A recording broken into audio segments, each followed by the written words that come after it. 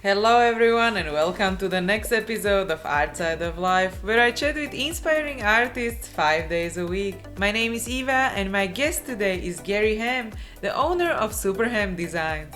You will learn how he started creating his own designer toys and how he defines his design and toy brand. Yeah, my brand, it's very cute based. It's very simple forms. It has a little element of graphic design to it. It's just it's been described as having a very retro, vintage feel to it. It's very cartoony. Gary is an illustrator and designer and producer of toys. He is best known for his handmade wood creations, which include acclaimed toys like Hermes, Whooper Looper, and the Monster Totem. Gary is also a winner of multiple design toy awards. So please welcome Gary Ham, and let's get to the interview.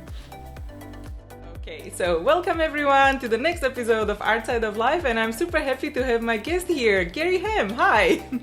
Hi, how are you? Thanks for having me, Eva. Good. And let's start with your background, and maybe you can share what was your creative outlet as a child. Coloring books mainly. A lot of drawing, how-to drawing books from anything from the old Preston Blair how-to drawing books and just drawing. I love the Warner Brothers cartoons, so Daffy Duck, Bugs Bunny. I was constantly drawing all that sort of stuff. So really anything like that. My parents were very supportive in my creative outlet. So I always had crayons, and then as I grew up, they always gave me sketch pad and pencils. And did you also create your own coloring books, or did you just drew someone else? Yeah, I think I primarily worked off of other people's, and then I can see. Yeah, I think I definitely started coloring my own artwork. As I got older, probably around, I don't know, late elementary school. I probably started coloring my own stuff, but before that, it was straight out of someone else did it, and I filled in the blocks. And do you remember the first conversation you had with your parents when you told them, I want to take this professionally? Oh, not honestly, not really. My parents were always super supportive no matter what I did, whether it was skateboarding or drawing or anything like that. They never had any issue. I never had any pushback. They never had wanting me to be a doctor and I'm wanting to be a creative, and we never had that. So I was really fortunate. My father, when I was in high school, he enrolled me in this online. We didn't have online back then, but it was like a mail to art school where okay. they would mail me my assignments. I would mail them back, and someone would fill it out and mark it up and then mail it back. So my dad was always really supportive in that. And then I went to community college and just did art, standard art programs there. And then around when I was about 19, 20, an animation studio moved to Phoenix, Arizona. Mm-hmm. And my dad was like, you got to apply. And so I did, and I got the job, and that's when I actually became an official professional. Oh, yeah, that sounds great. Yeah, it's nice getting paid to do what you like. Definitely. And what was maybe the best advice or what you learned from your parents? Probably don't turn anything down. Don't be afraid to jump in on something. Even if you don't really know exactly what you're doing, you can sort of learn as you go.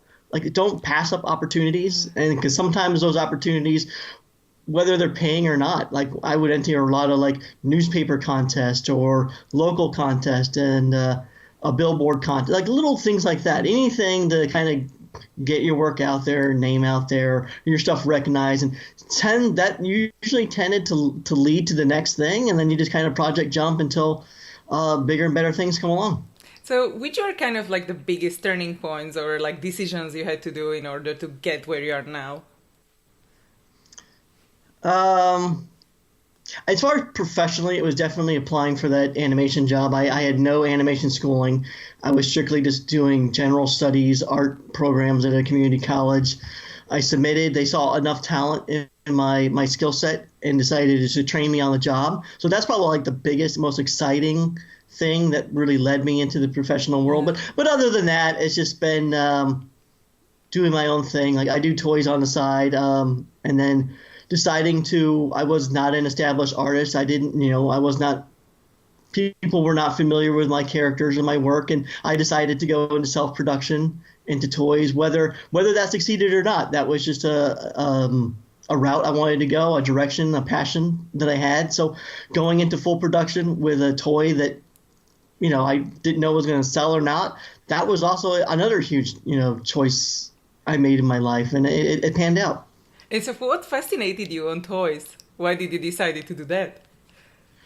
I've always been a lover and collector of toys. I mean, from when I was a kid, playing G.I. Joes and Transformers, to even when I got into my 20s and when I got my first house, it was decorated with toys. Full of toys everywhere. Wall-to-wall toys. I mean, all the walls were crazy colors. I mean, my dad probably found it pretty humorous. It looked like Disneyland in my house. We had purple and pink walls and green walls, and then on every shelf was Batman animated toys and Spawn toys and Simpsons toys, and it was just, I don't know, something about the toy aesthetic has always appealed to me, and I don't know, it just, my day job was never in toys. It was always either in animation or graphic design or illustration work for magazines or doing storyboards. Well, I was doing freelance for a long time, so I was doing ILO work for magazines and storyboards for commercials and all this, different sort of stuff. But toys was always where I always felt more directed. I always wanted to lean more on the kid side of things, and my style is very clean and graphic design, but I wouldn't say I'm a graphic designer. I'm more of a character designer, and I think that's why toys appeal to me. Yeah. Because now, as you mentioned, that the colors and toys and everything, you can do even like experience events. You can invite people in and they can take pictures for Instagram. Now it's getting so popular. Yeah, usually when someone walks into my house, they don't understand it. Like, you're a grown man? Why do you have all these toys? But I usually have to justify it and just say, I have boys.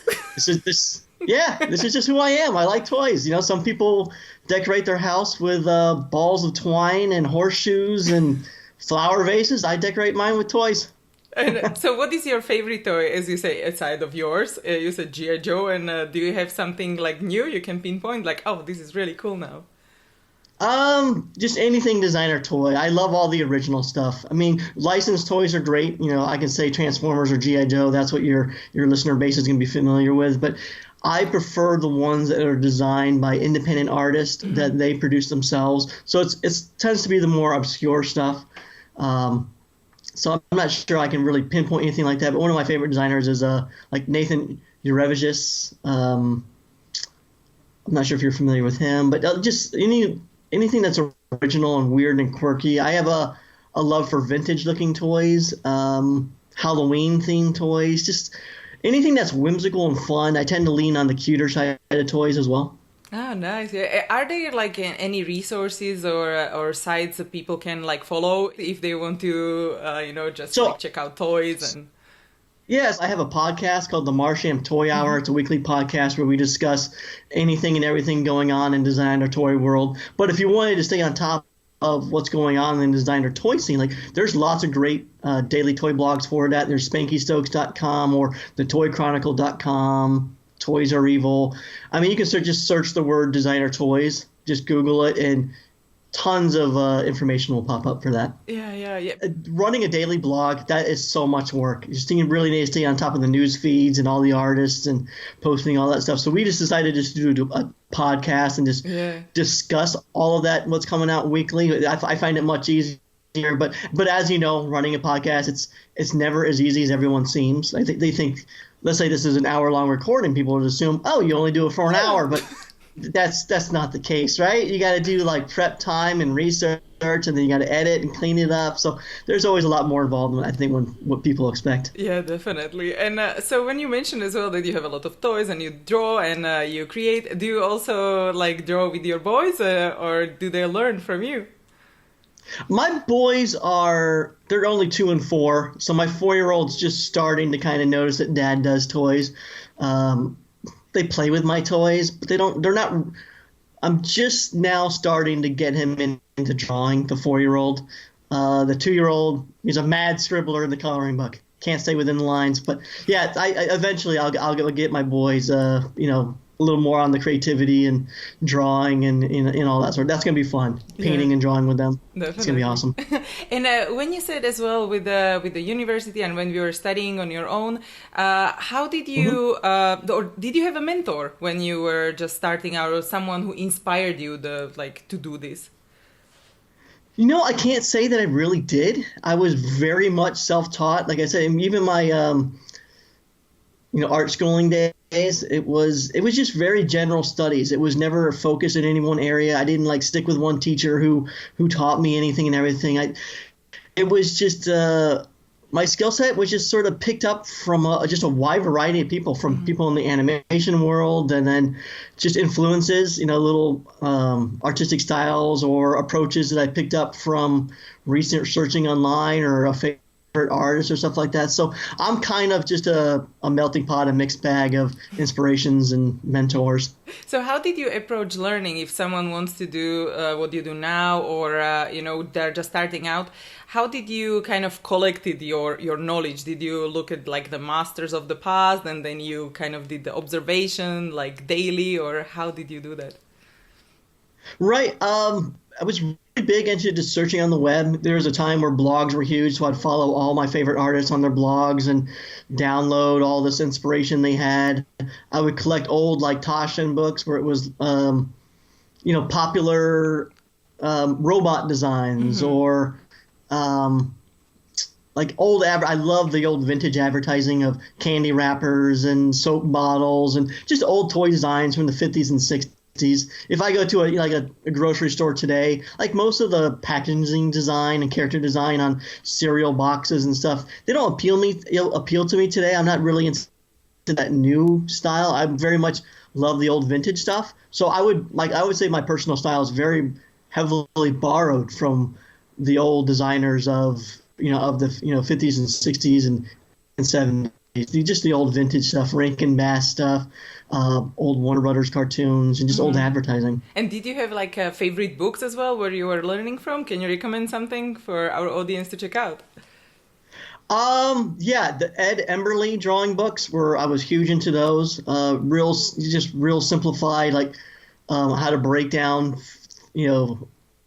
form into simple shapes. For me, that's really important. I'm not really heavy into heavy detail. I like basic, simple shapes, things that make beautiful silhouettes. I like to work about straights against curves. So Shane Glines is the big inspiration. Just the old vintage, Ed Emberley, Preston Blair animation books was something I drew from constantly when I was a kid. Art of Disney books, and a lot of those animation art of books where you see a lot of the character animation sketches and all the concept art and all that sort of stuff. I would just collect tons of art books and just constantly look through them and figure out why did they do this or how did they like that. That was primarily where I learned from, probably more so than from schooling, was just teaching myself to look at images and artwork and learn how did they do that and kind of dissect it and break it down. So you would look at one image, for example, and then you would say okay, I like this, and why do I like it? Is it the light or shape or something like that? Okay. Exactly. Is it the proportions? Is it the organic shapes? Is it just a color scheme or just the simplicity, or was it more of the expression? Because sometimes something is a super expressive drawing and it's beautiful, but there's other times like toys. It tends to be a very static image, a static pose, but that sort of works for me too. If it has a nice design to it, I don't mind that. So whether it's expressive or static, it just, as long as it appeals to me, then I try to understand why I like it so much. And how long do you think it took you to kind of find your own art style? Because, a lot of starting artists are like, oh, I don't have my own art style, and when will I get there? Yeah, you tend to fumble around. You definitely have some inspirations, and sometimes it's just you don't even realize what you're borrowing from. Sometimes it's just in your subconscious, and someone might point it out, that looks like so and so. You're like, oh yeah, you're right. So as you're trying to learn your style, you're kind of borrowing from a lot of things that you like and springboarding off of things that you've seen and done. And I don't know. I would say it took several years of actually just working around and piecing it together. it wasn't something that I was actually aware of. It's just something that you just kind of it just sort of happens over time. And as you sit down and draw without having to look at any inspiration, sometimes you'll search the internet for inspiration and maybe you've been inspired by that. But other times when you're just sketching just off the top of your head, I think that's mainly when your true style comes out. And how would you describe your brand? Like, is there something which goes through your branding or vision through all of your creations? Yeah, my brand, it's very cute based. It's very simple forms. It has a little element of graphic design to it. It's just it's been described as having a very retro, vintage feel to it. It's very cartoony. It's also very simple shapes. It's not overly sculpted. I know, whimsical, cute, fun is very much what I'm into. My brand is very heavy into like I sculpt most of my stuff. It's not hand sculpted out of clay or anything, but it's essentially sculpted out of wood. So I'll hit my wood shop, and so that's where all the basic shapes come from. I don't whittle anything out of wood. It's primarily cut out of blocks of wood. So where I can do simple shaping out of bandsaw or scroll saw, and then so that's where a lot of the straights versus curves comes against a lot of contrasting, and so that's kind of what my style is. A very vintage, cartoony, whimsical, fun. Yeah. I like to do more things on the happier side. A lot of my stuff tends to have a vintage Halloween feel as well. Yeah, and do you have something strange which inspires you as well, or other people think it's strange? You mean like things that I would find inspirational that others would find like, I do this thing like anytime I walk into like a public restroom, or like all the like a heavy marbled countertop, or a brick fireplace that has like a lot of brickwork or flagstone work. Yeah. I'll look for shapes in those. And sometimes you might see a weird, like a rock that looks like a weird sort of something. Yeah, or face. You might look at like a weird looking face, or sometimes those just organic shapes can inspire you and it's just something that maybe you wouldn't normally think of. And that's why a lot of those organic shapes come from a wood grain on a door, or a marble of a bathroom, or a kitchen countertop, or a fireplace. I tend to find a lot of like interesting shapes through that. So that's always pretty interesting. Yeah. We actually talked about this with one of our guests as well in the past. Like, oh yeah, that's actually the same. Like just looking for a faces in a marble or something. Yeah. So yeah, it happens all the time. I'll be washing my hands in a public restroom, like that looks like a witch, and then I'll draw that shape down in the sketchbook just so I remember it. Yeah. Oh yeah, I should do that as well. But sometimes that happened to me as well. I was like, oh, this is cool, but then I don't sketch it and I forget. So yeah. A lot of times I would always say like have a sketchbook handy. Just something to just quickly jot. Either a quick draw, a thumbnail sketch down, or an idea down, because you're right, you think you're gonna remember it, and then like 3 hours later, the next day, it's gone. It's like, what was it? I wanted to remember something, but I don't know what. It happens all the time. I have great dreams all the time, and I'm too lazy to wake myself out of a full sleep to jot it down. I'm like, I'll remember it, but I never remember my dreams. Never. And do you have a favorite sketchbook? Something like small you carry around all the time? I actually don't. They're just like standard generic sketchbooks. I don't work in any favorite moleskins, or a lot of times it's just like standard print paper I'll just carry around, and I usually have a pencil. But no, I actually don't walk around with a sketch pad. I know a lot of artists do. They always have something with them. But for the most part, I just, if I have to jot something down on a napkin at a restaurant or something, I'll do that. But I don't have a sketchbook handy at all times. So you don't have any favorite brands, like this is the pencil I love, or I don't know? No, I'm pretty simple. I'm not like a big sketcher in sketch pads. I tend to just work off of, really a lot of times it's just my desktop. I draw digitally right into my Wacom or my whatever it is I'm working on, or my Cintiq. But other times I'll just grab a sheet of print paper out of the printer and sketch on that. Yeah, yeah, and so Yeah. as you mentioned before, we like talked about a bit more like how you design your day or how do you do everything at once. So can you take us through your like classic day? How do you manage to do so many projects at once? Um, yeah, it's just you gotta juggle. You just gotta juggle your priorities. I do have a full-time day job, so that is definitely priority number one. Family would be priority number two, spending time with the wife and kids when I get home, and then after that, I usually tend to burn the midnight oil, doing my own personal stuff or whatever side project comes along. So I try to work on my own personal stuff when I can, but I always seem to have something, a side project going for someone else, whether it's a toy design for another company or so I don't get to work on my own personal stuff all that much. Pre-kids, I got to do that a lot. My weekends were open to do whatever I wanted. I would go in the wood shop, spend a couple hours on every Saturday and Sunday doing my own thing. But now it's just all about prioritizing. I definitely try to do a daily sketch when I can at work, if sketching during lunch or something like that. But otherwise, my personal drawing time tends to start around 10 p.m. And then till about 10 p.m. to midnight is usually my time to do my own thing. And a lot of times it's a work for someone else, unfortunately. But that's a good thing. Yeah, that's a good thing as well. So you can make more it art is. on the side.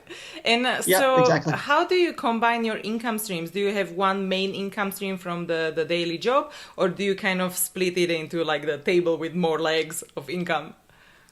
Yeah, so the main income stream, it's definitely the day job. That's what I ensure pays the bills and daycare, all the important stuff. That's where all that my day job pays for all that. And then whatever I do on the side, I do a lot of toys. I sell a lot of toys from my online and whatnot. That's just kind of like side money. And then usually what I make from that, I'll roll into toy production or making pins or banners or whatever merchandise you can for. I do a lot of conventions and stuff like that. So it's what I do on the side. It is a nice secondary income stream, but it's not one that I'm really that heavily reliant on. I mean, it could be stronger.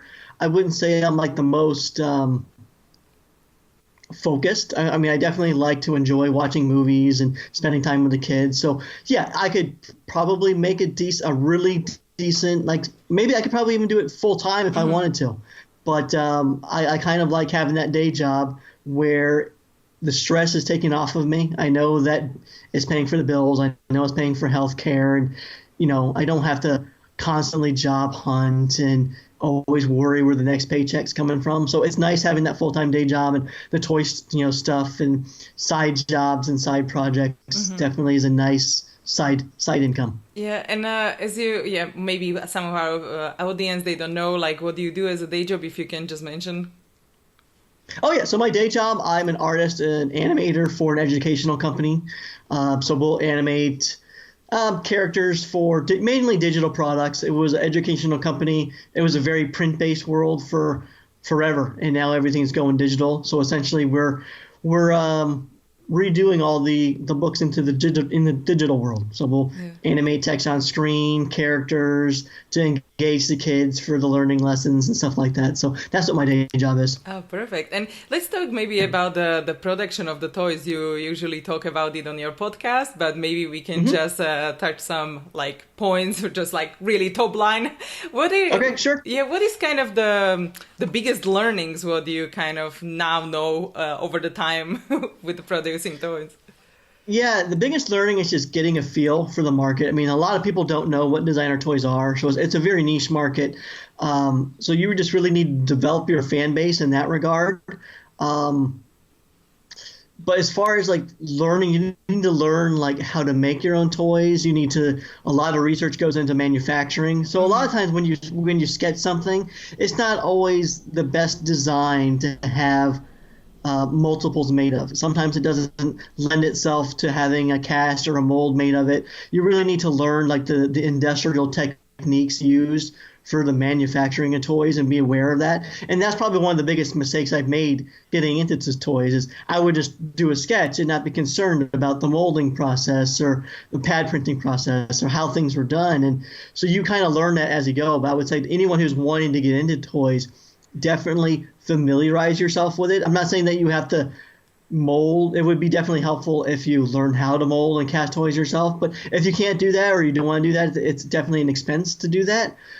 Maybe pick up a book. There's books out there that will teach you the process, and maybe you can just familiarize yourself with how that happens. And definitely, it's just to get into toys. It's a very independent market. It's we're not making thousands and thousands of toys. I mean, there are some very established artists that can move thousands of product, but the designer toy scene is a very limited edition sort of handmade scenes. So, a lot of times I'll just make 10 wood toys and then, hand paint them and sell them direct. And a lot of people love that, getting something obtainable from an artist that's hand created, hand done directly from the artist. But sometimes you have a design that's a lot more popular, and more than 10 people are willing to want that design and buy it. And when you're doing something in a micro run of 10 and hand painting it, it tends to be a little spendy too.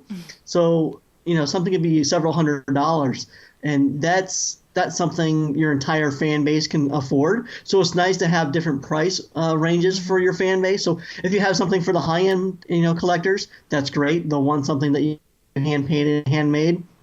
But then have something in the $20 range, whether it's a pin or a pennant or a poster or a print that someone can just pick up. And you can, if you want to make that limited edition too, you can hand number and sign that. But, just have the different price levels, because not everyone can afford the expensive stuff. And there's always someone who's just stumbled across you and they like your work, but they only have, $20, especially if you're doing the convention scene.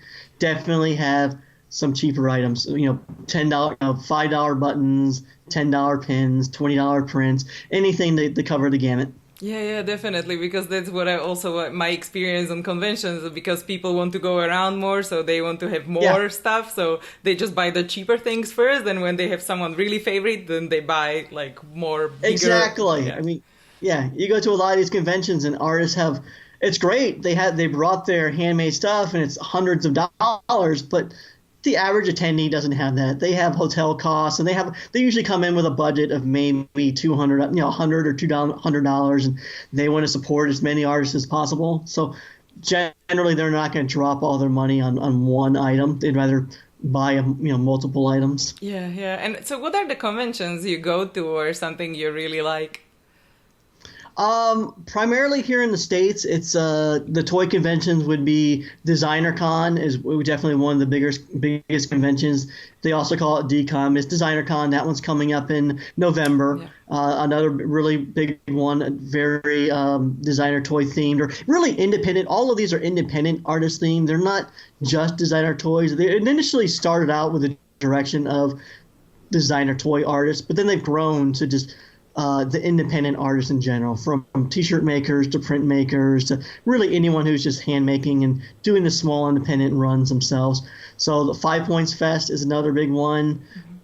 A lot of the larger conventions, the comic conventions, that was initially where we started out, but they slowly started pushing out the independent artists. Like just the cost of the booze and the expensive of the hotel costs and all that. So a lot of these other people within the scene, they started these conventions that are more directed for us and our collector base, where the collectors, to get into the convention, it's only, $10, $20 ticket to get in, versus a Comic-Con could be $150 for your weekend ticket. Yeah. That doesn't leave a lot of money for people to spend on the item. So, really for me, it's Designer Con and 5 Points are the two big ones. And then if you wanted to attend the occasional comic convention, you can do that too, but I pretty much don't do those ones anymore. Yeah, and if you would if someone wants to try something small for the convention, like pins or I don't know, buttons, would you recommend them to search for a producer in their area or online or overseas, or what is your experience? It really, really depends. I would definitely just do your research. If you know someone who's done something, a lot of times just ask them.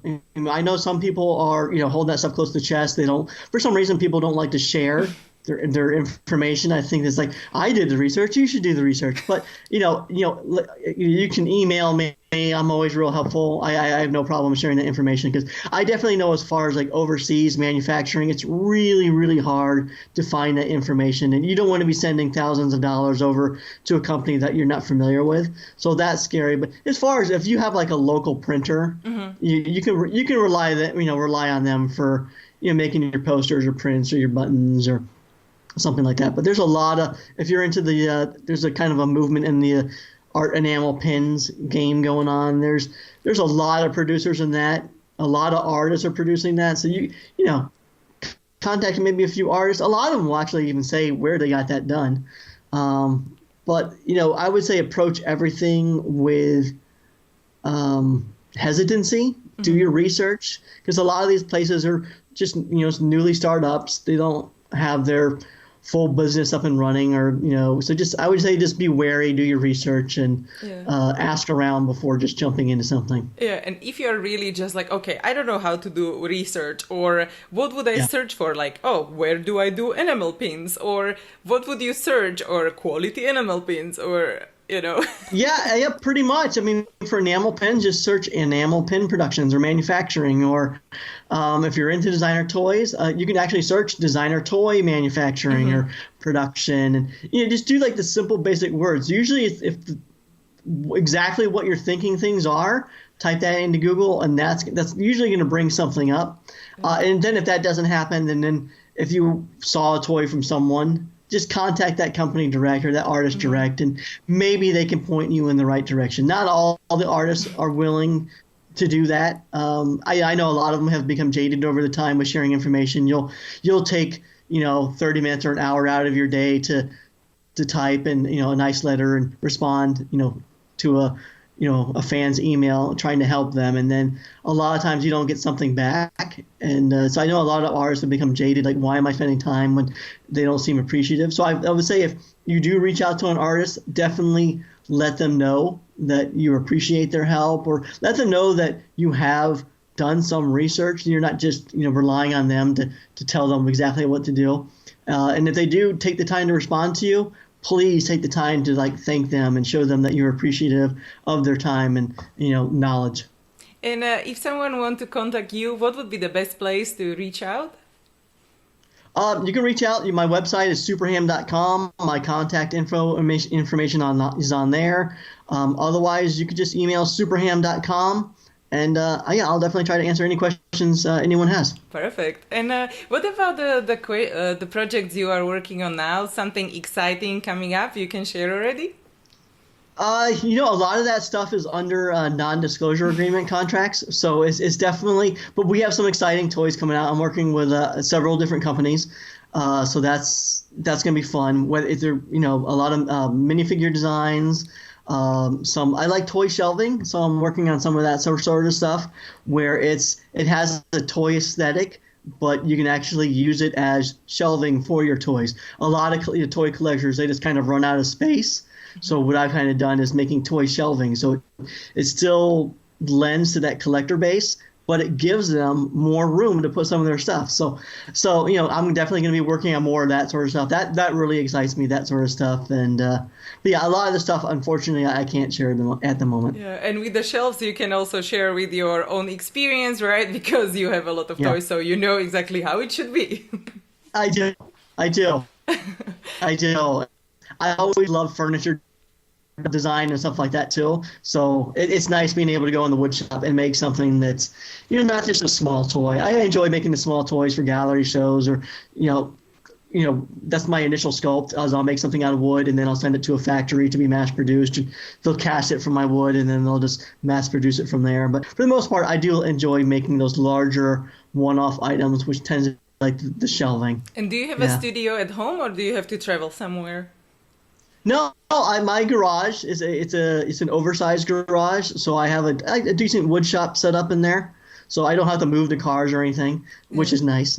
So the cars can fit in the garage, and the wood shop fits in there too. Yeah, perfect. And how do you find new paid projects, or how do you get yourself noticed? Is it usually the social media or the events you go to?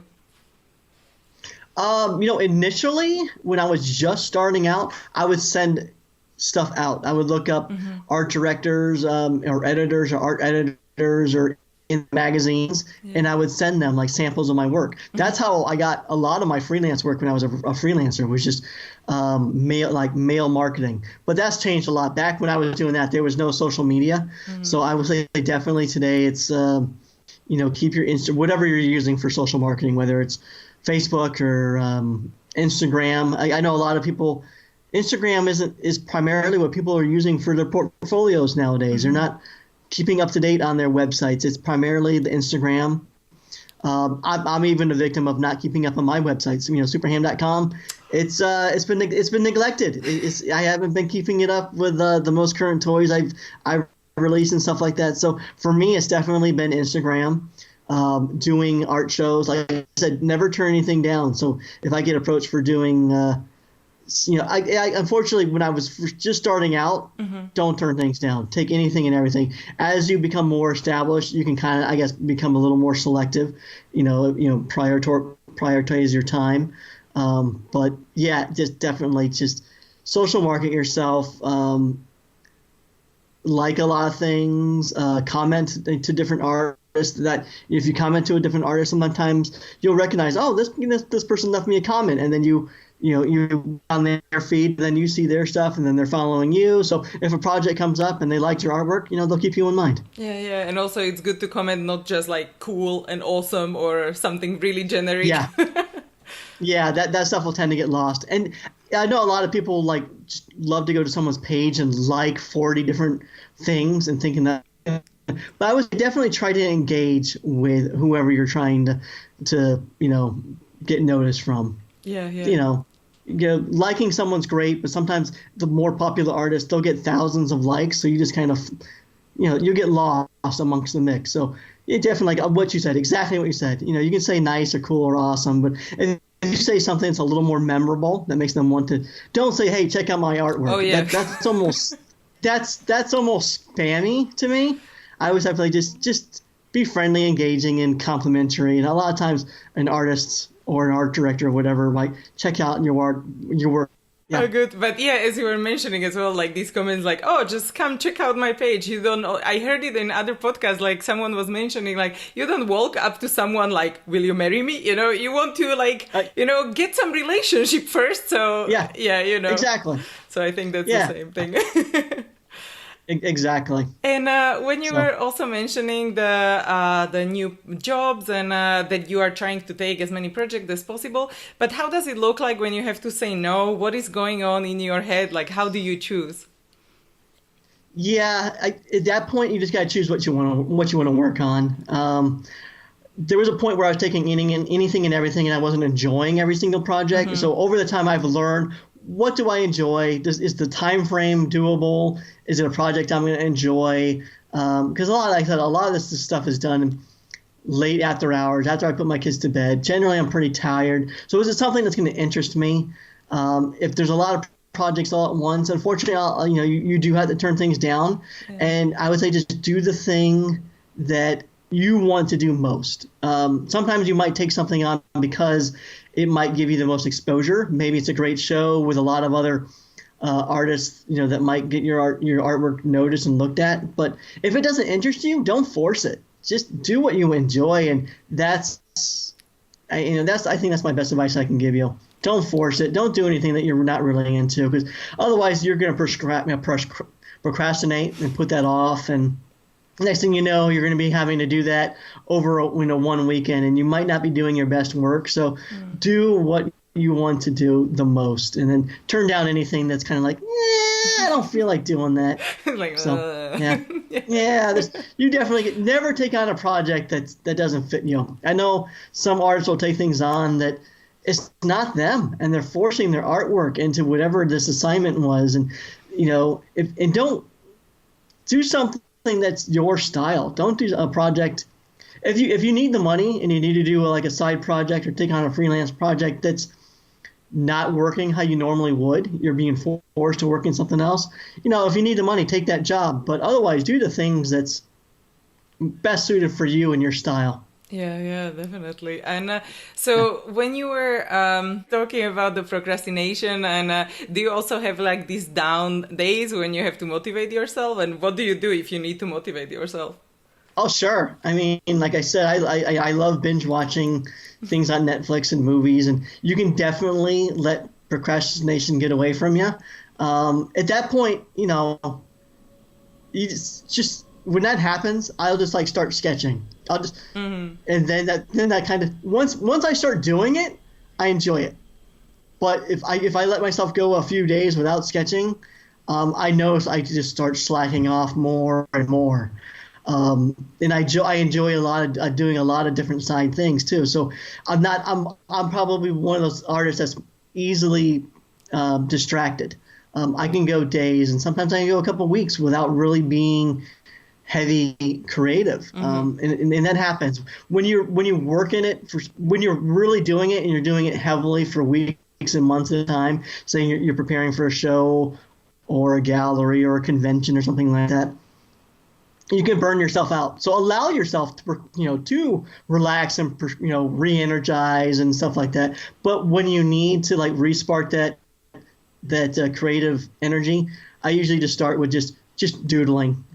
And sometimes just from that doodling, there's always something in those doodles that it kind of excites you, and then you'll like just kind of start hitting the heavy projects again. Yeah, yeah. And do you have something which simplifies your life?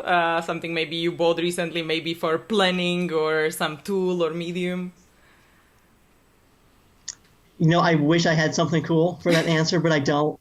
No, I mean everything's just kind of in my head. I'm very regimented. My life is very routine, so I don't need any additional help in that area. It's just, stick to your routine, and as long as you stick to that, like when I fall off my routine, that's when I notice and when I start procrastinating. So no, but there's no like new technology or anything that's really helped me in any of those areas. I wish I had a cool answer for you though. And do you do something daily which kind of contributes to your success, like meditation or sport or like, I don't know. No, it's mainly my daily stuff is just trying to stay inspired, and by doing that, I try to always try to spend a couple minutes looking through the feeds on Instagram, just really staying on top of things, the new cutting edge things or new approaches or Instagram live feeds, watching live videos, and a lot of times I'll watch sculptors, their different approaches to sculpting or that sort of stuff. I try to stay up on top of that as much as possible. Then for like the designer toy scene, I just follow all the daily toy blogs, just try to stay on top of what's releasing and staying inspired in that area. And then trying to do like a daily sketch. I think that's really important too. Yeah, and maybe let's talk also about like the worst career moment, if you had something like that, like most difficult time, and what you learned from it. What would be like the key takeaway? Man, worst moment. I've been accused of biting, or like sometimes when people say that they see too much of another artist in my work, and that's tough because I know that we're all inspired by the same artist. Like I know the person who did accuse me of this, we had the same inspirations. We drew a lot from. It's not like their work wasn't the most original either. It's like today, especially with social media, it's so easy to be influenced by so many others, and so that sort of it didn't bring me down because I knew that my work it's my style, it's my own, and I don't think they were very familiar with my own style. So for them to sort of accuse me of plagiarizing their work, that sort of grated on me the wrong way. But I think it's important to not. I didn't really respond to it because you don't want to feel that. You don't want to get into another big learning lesson is do not get into these social media drama things. If someone accuses you of something like that, like don't respond to it on public. You can respond, send them a private message and maybe you can, work it out over private, but don't make things so public to where everyone's just like, going to run get a bag of popcorn and they're just going to sit there watching your The drama happen on discussions, yeah. Facebook and because it happens more often than not. I see that sort of stuff all the time, and it's hard not to want to jump in and protect an artist or someone who's been accused of something like that. Recently, I saw an artist. They were saying that their artwork was stolen from another artist, and their feed got ugly really, really fast. Like a lot of their fan base came to the protection of the artist that was being stolen. And unfortunately, it was sad. It was a sad case of a very young artist. She was only like 15 or 16, and she was very heavily influenced by this artist. And apparently, she was signing the other artist's work as her own, and which you're never supposed to do. But the fan base got really, really nasty, like giving her death threats and just bullying her around. I don't like seeing that sort of stuff. So, but those are learning lessons, and that sort of made me, take a look. Like, was maybe I because the artists who accused me of plagiarizing their work, they were a favorite artist of mine too, because their artwork was very similar to my own, so it appealed to me. And then I had to take a step back and think, I wasn't consciously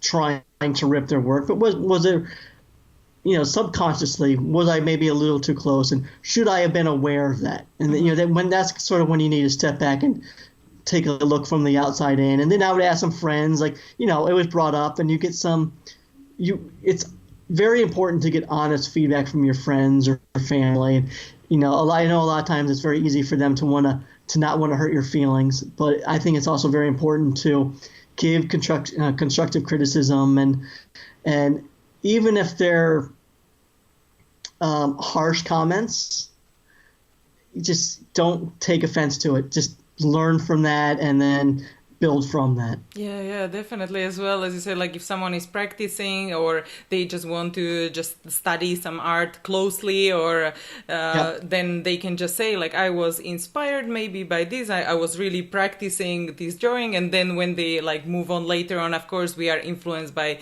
many different artists. So if it is not exact like color pose and exactly everything, then right. Yeah.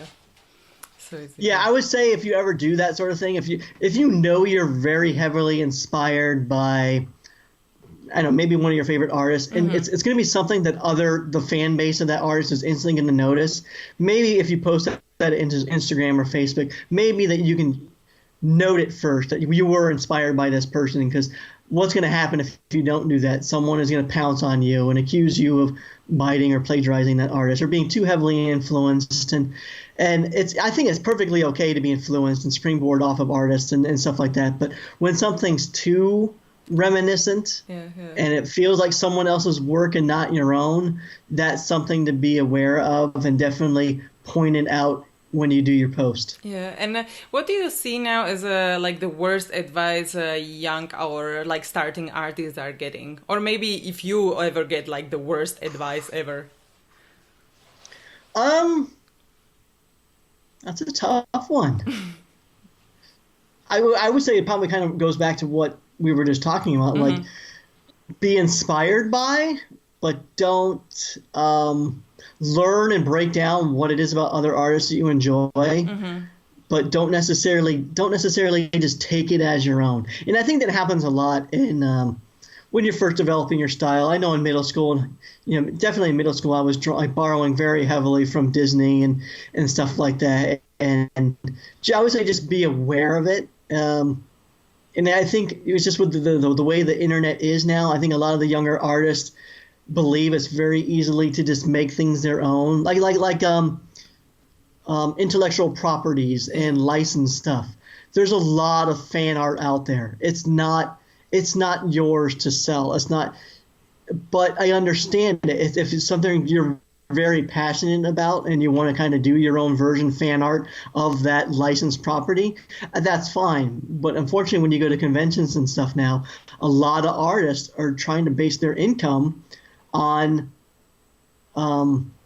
doing fan art of licensed products, and they're not getting the license. They're just doing it. And I say that's not the greatest way to approach things. Definitely try to work in your own original style. But if you want to get your artwork noticed, sometimes it is easier to do something that's if you want to do an Adventure Time fan art and hashtag that in Instagram, yeah, people might notice it and they might like your style, but definitely try to work your style into that Adventure Time artwork. Don't just do the Adventure Time and then post it as your own. If you do that, just draw the Adventure Time style on your own, but don't necessarily say that it's your drawing. Yeah.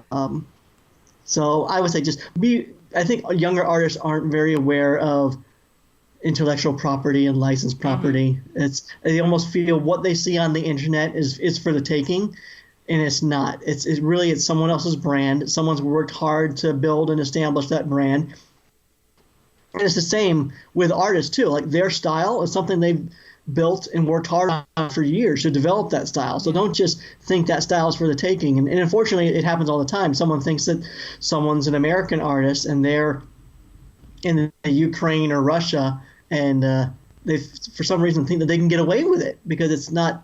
Maybe someone's not familiar with the American artist, but their Ukrainian friends or students in school are probably not aware that an American artist, and they'll kind of like say it's their own work, and you see it all the time. And I would say definitely be aware of that and just don't go into the area. Keep fan art, but don't take someone else's art as your own. Yeah, definitely. Because as well as you mentioned, when you have the Instagram feed or you want to get noticed, that whatever Avengers or Ariel or who, if you do fan art, it's good on social media. But if you want to sell your own prints, that is kind of gray area and it shouldn't be done. But yeah, so try to sell your own artworks. Yeah, and I don't necessarily have a problem with selling the fan art, but it's when you base your entire portfolio on the fan art. Yeah. I would rather see an artist do like a mixed work. But when you go to their table at a convention, you can see the fan work, but you should be able to see their original works as well. But I know, these properties, a lot of them, they'll jump on you, and some properties don't like you working in their medium, but some art, properties really don't have a problem with it because in a way you're helping promote their product. So it's a gray area, and I don't know the fine line of where things are, exactly. How to tell any of your listeners what to do and what not to do. But I would say just be aware of it and just kind of, just be aware of intellectual property and the fan art and stuff like that. Yeah, and then let's talk about the future. And I would like to know, how would you imagine 5 to 10 years, and what would be your dream scenario? What are your projects you're working on, or if you cannot fail and you are not afraid of anything and everything is how you want? No, I mean, unfortunately, I'm very fortunate to say that everything is very much how I want right now. Perfect. I don't, there's always aspirations to have something you've done licensed out and go more broad. Where I would love to go. So what's happening with Tokidoki right now? Their brand is on everything. Tokidoki backpacks and apparel, and he's got his own his own clothing store, and he's just exploded. And so that's something I would like to aspire to, but it's not necessarily a dream of mine. I don't have that character base that he has, that he's really exploded into. I kind of work in character design, a lot of different things. So I am working in what I want to do. So I am self-producing toys. I'm working with other companies to help produce toys with them. And I enjoy just having this artwork thing as a thing on the side. I don't know that I want to go full time into doing my own thing. I am sort of scared to do that. I think I would love to do it if it wasn't a struggle. And, that's definitely the fear. I think that's one reason a lot of artists don't go into following their dreams, because there's a fear of, am I going to fail? Yeah. I can't say that I necessarily have that. There's nothing that I want to quit my day job to try. But what I'm doing on the side is exactly what I want to be doing. And if that becomes bigger and greater, where I need to quit the day job, I definitely would, as long as I know my number one priority is my family, as long as I know that I could quit the day job in a way to where finances aren't hurt enough to where my family would struggle. So I don't know, but I'm definitely loving life at the moment and really enjoy what I'm doing. And I'm doing exactly what I want to be doing. I mean, I would just like more of it. Oh, that's nice. And my last question would be, what would you like to be remembered for in like 100 years?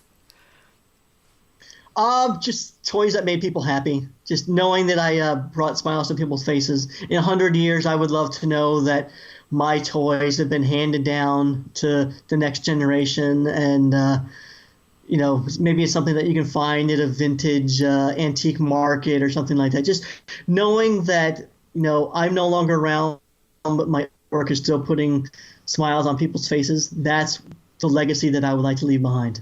Oh, that's super perfect. I really like that. Yeah. And I'm so happy that you took time and joined us here. Thank you so much. Yeah, it's been fun. Thanks for having me. It's been awesome. And before we say goodbye, maybe you can share the last key takeaway or advice, and then we will finish. Just have fun. Practice, practice, practice. Getting better. And like I said, don't let things weigh you down. Don't let fears get you down. Push through it and always try new things. Don't get working too heavily into one thing. Don't be afraid to try sculpting or I'm not a big painter, but I force myself to paint and try new techniques and all of that. Trying new things, it's only going to help you grow. It's only going to help you evolve and improve and get better. And so definitely don't be weighed down by fear. Try new things. Perfect. So Yep. Thanks again, and thanks everyone for joining. Yeah, thanks, Iva. Thanks. All right, Bye. thank you. Bye. Hey guys, if you enjoyed this video, don't forget to give it a thumbs up and let me know in comments. Also, please subscribe to my channel for more videos because I post new interview every single workday. You can also find the resources mentioned in this episode at artsideoflife.com. Just type a guest name in the search bar. There is also a little freebie waiting for you, so go check it out. If you want to listen to the interviews on the go, make sure to check out the podcast episodes at artsideoflife.com/podcast. Thank you so much for watching. I really appreciate you, and don't forget to inspire each other. I will see you guys in the next episode.